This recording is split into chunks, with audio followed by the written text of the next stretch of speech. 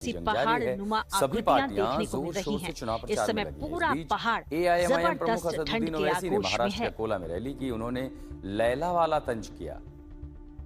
तो ओवैसी ऐसा पहाड़ों में लगातार ठंड का प्रकोप बढ़ता जा रहा है। जनवरी का महीना धीरे धीरे आगे बढ़ रहा है। ऐसे में माइनस में तापमान लुढ़क रहा है। जोशीमठ की बात करें, यहाँ भी अब तापमान -2 से 3 डिग्री तक रोजाना लुढ़क रहा है, जिसके चलते जो बहते पानी के झरने हैं, बहते पानी है या लीक पानी है, वो जम चुका है। दोपहर का समय है, यहाँ पे पानी इस समय बहता हुआ तो दिखाई दे रहा है, लेकिन रात के समय में ये पानी पूरी तरह से फ्रीज हो रहा है। क्रिस्टल का आकार में यहाँ पे हर तरफ पानी बनता हुआ दिखाई दे रहा है। तो जनवरी अभी और सताएगी। ठंड की है जोरदार मार, पहाड़ों से मैदान तक। ब्यूरो रिपोर्ट, आज तक।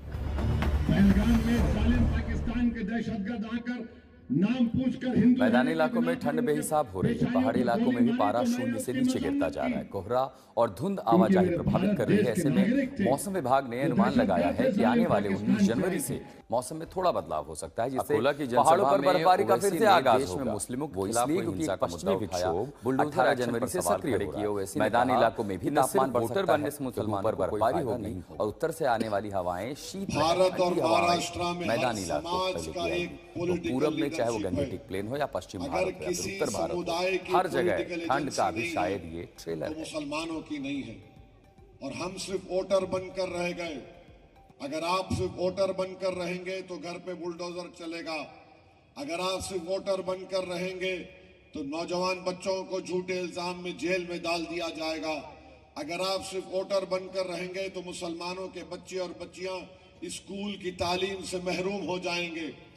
अगर आप वोटर बनकर रहेंगे तो आपको समाजी इंसाफ नहीं मिलेगा। अगर आप वोटर बनकर रह जाएंगे तो इज्जत की निगाहों से आपको कोई नहीं देखेगा। जिस दिन आप अपनी पॉलिटिकल एजेंसी को बनाएंगे, जिस दिन आप शहरी बनेंगे, हुकूक आपको मिलना शुरू हो जाएंगे।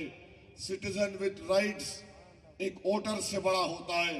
ये तमाम सियासी पार्टी, चाहे बीजेपी हो, ये अजित पवार हो, शिंदे हो, ये सिर्फ डरा कर आपका वोट हासिल करना चाहते हैं।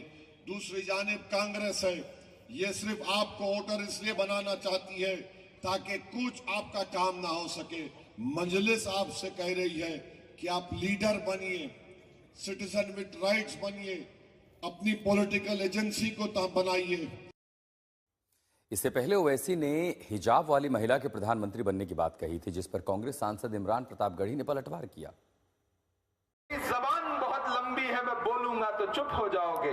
हैदराबाद वाले नेताजी बोल रहे थे, मैं कल खड़ा हुआ तो मैंने कहा हाँ हमें पता है आपकी जबान बहुत लंबी है, लेकिन उस लंबी जबान का इस्तेमाल साजिद पठान और सत्तार को चुप कराने के लिए मत करो। अगर हिम्मत है तो उस जबान का इस्तेमाल राजा सिंह को चुप कराने के लिए करो।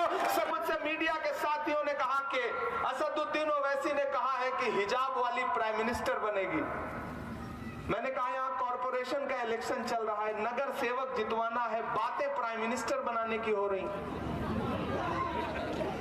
ऐसे ही बिहार में गए थे तो तकरीर की थी कि अबू बकर का, उमर का, फारूक का बेटा चीफ मिनिस्टर बनेगा और चीफ मिनिस्टर बनवा करके आ गए नीतीश कुमार को। यही खेल यहाँ खेला जा रहा है। जब इस तरह की तकरीरें कॉर्पोरेशन के इलेक्शन में आके की जाए कि हिजाब वाली प्राइम मिनिस्टर बनेगी, तो समझ लो कि मकसद हिजाब वाली को प्राइम मिनिस्टर बनाना नहीं, बल्कि नरेंद्र मोदी की सियासी जिंदगी को और लंबा करना है। मकसद समझिए, खेल समझिए। आज तक अपनी पार्टी से एक आमदार तो